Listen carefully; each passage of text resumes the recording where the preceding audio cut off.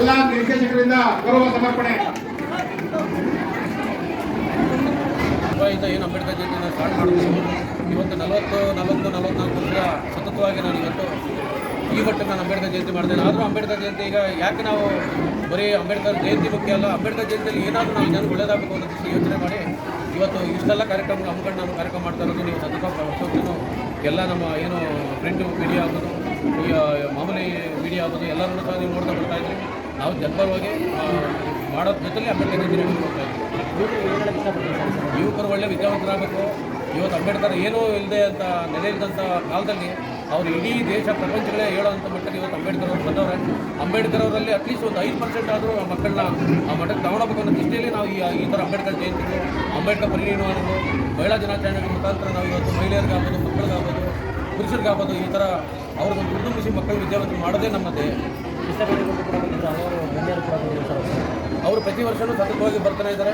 ಅವರು ಪ್ರತಿ ಸರಿನೂ ಬಂದು ಹೇಳ್ತಾನೆ ಅವರೇ, ನಮ್ಮ ಕ್ಷೇತ್ರದಲ್ಲಿ ಇಲ್ಲಿ ಅಂಬೇಡ್ಕರ್ ಜಯಂತಿ ಈ ಮಟ್ಟಕ್ಕೆ ಎಲ್ಲೂ ನಾವು ನೋಡಿಲ್ಲ. ಚೆನ್ನಾಗಿ 16 ವರ್ಷದಿಂದ ಸತತವಾಗಿ ಅಂಬೇಡ್ಕರ್ ಜಯಂತಿ ಬೆಂಗಳೂರಲ್ಲಿ ಸತತವಾಗಿ ಇಟ್ಕೊಂಡಿದ್ದಾರೆ. ಅದರಲ್ಲೂ ಅಂಬೇಡ್ಕರ್ ಜಯಂತಿಗೆ ಏನಾದರೂ ಒಂದು ಅದಕ್ಕೆ ಆದ ಒಂದು ಹೆಸರಿರೋ ಒಂದು ಅಂಬೇಡ್ಕರ್ ಜಯಂತಿ ಮಾಡ್ತಾ ಬರ್ತಾರೆ ಅಂತ ಅವರು ತಮ್ಮದೇ ಅವರೇ ಪ್ರಶಂಸೆ ಮಾಡಿ ಹೋಗ್ತಾ ಇರೋದು ಎಲ್ಲ ನೋಡ್ತಾ ಇದ್ದಾರೆ. ಸಂವಿಧಾನದ ಬದಲಾವಣೆ ಕೂಡ ಸ್ವಲ್ಪ ಜನ ಹೇಳ್ತಾರೆ ಸರ್, ಅದ್ರ ಬಗ್ಗೆ ಏನಾಗ್ತದೆ? ಯಾವುದೇ ಕಾರಣಕ್ಕೂ ಅವರು ತಲೆ ಕೆಳಕ್ಕೆ ಮಾಡಿದ್ರು ಯಾವುದೇ ಕಾರಣಕ್ಕೂ ಬದಲಾವಣೆ ಮಾಡೋಕ್ಕಾಗೋದಿಲ್ಲ. ಪ್ರಪಂಚ ಅಲ್ಲೋಲ ಕಲ್ಲೋಲ ಪರಿಸ್ಥಿತಿ ಆಗ್ತದೆ, ಅಂತ ಮಟ್ಟಕ್ಕೆ ಹೋಗಲ್ಲ. ಅದು ಯಾವುದೇ ಕಾರಣಕ್ಕೂ ಅವರಿಂದ ಮಾಡೋಕ್ಕೆ ಸಾಧ್ಯ ಇಲ್ಲ ಅಂತ ನಾನು ಈ ಮೂಲಕ ನಾನು ಹೇಳ್ತಾ ಇದ್ದೀನಿ.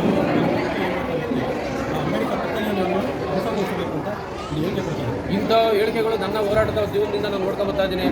ಏನು ಅಂಬೇಡ್ಕರ್ಗೆ ಅವಮಾನ ಮಾಡೋಂಥ ಕಾರ್ಯಕ್ರಮಗಳು ಬಂದಾಗ ನಾವು ಸಾಕಷ್ಟು ಹೋರಾಟ ಮಾಡಿದ್ವಿ.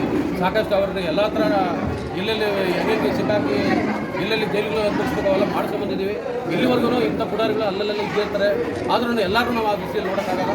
ಆದರೂ ಇವತ್ತಿನ ಪರಿಸ್ಥಿತಿಯಲ್ಲಿ ನಮ್ಗೆ ಗೊತ್ತಿದೆ ಒಂದು 50% ಎಲ್ಲರಿಗೂ ಇದು ಅಂಬೇಡ್ಕರ್ ಬರೀ SC/ST ಪರ ಅಲ್ಲ, ಎಲ್ಲ ಜನಾಂಗದ ವ್ಯಕ್ತಿ ಅಂಬೇಡ್ಕರ್ ಅನ್ನೋ ಒಂದು ಸ್ಟೇಜ್ ದಿನ ಕಳೀತಾ ಇರ್ತದೆ. ಒಂದು 50% ಇವತ್ತು ಅಂಬೇಡ್ಕರ್ ಬಗ್ಗೆ ಆ ಭಾವನೆಗಳು ಕಡಿಮೆ ಆಗಿದೆ. ಇವತ್ತು ಒಳ್ಳೆ ಭಾವನೆ ಜನರಲ್ಲಿ ಇಟ್ಕೊಂಡಿದ್ದಾರೆ. Okay sir, thank you sir. ಇವತ್ತು ನಾವು 1900 ಚಿಲ್ಲರೆ ಜನ ಸದಸ್ಯತ್ವ ಮಾಡಿದ್ದೀವಿ. 7 ಕೋಟಿ ರೂಪಾಯಿ ದುಡ್ಡು ಇವತ್ತು ಮಹಿಳೆಯರ ಮೇಲೆ ಇದೆ. ನಾನು ಆವಾಗ ಭಾಷಣದಾಗ ಒಂದು ನಮ್ಮ ಮುಂದೆ ಹೇಳಿದ್ದೀನಿ.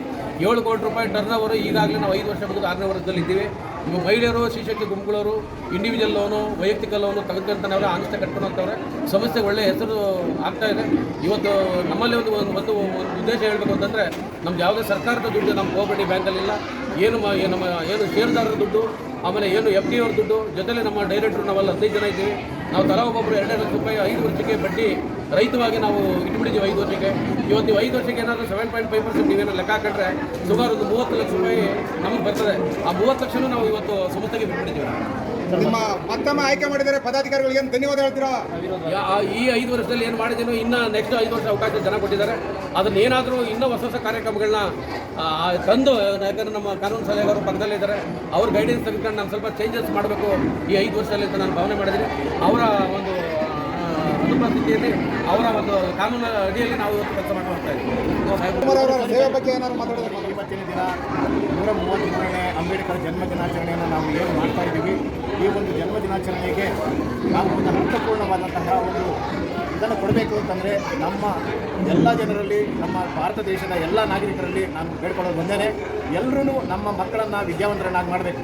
ಒಂದು ಬಡ ಕುಟುಂಬದಿಂದ ಬಂದಂಥ ಒಬ್ಬ ಅಂಬೇಡ್ಕರು ಇವು ಸಂವಿಧಾನ ಶಿಲ್ಪಿಯಾಗಬೇಕಾದರೆ ಅವರು ಮಾಡಿದಂಥ ತ್ಯಾಗ, ಬಲಿದಾನ, ಅವರು ಪಟ್ಟಂಥ ಕಷ್ಟಗಳು ನಿಜವಾಗ್ಲೂ ಇವರು ಎಲ್ಲರನ್ನೂ ಅರ್ಥ ಮಾಡ್ಕೋಬೇಕು.